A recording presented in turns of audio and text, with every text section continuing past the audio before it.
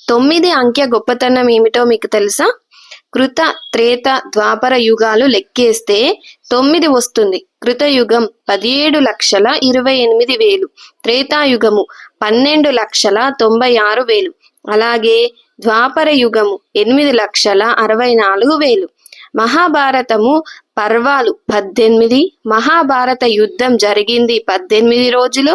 మహాభారతంలో పాల్గొన్న అక్షోహిణులు 18, అలాగే భగవద్గీత అధ్యాయాలు 18.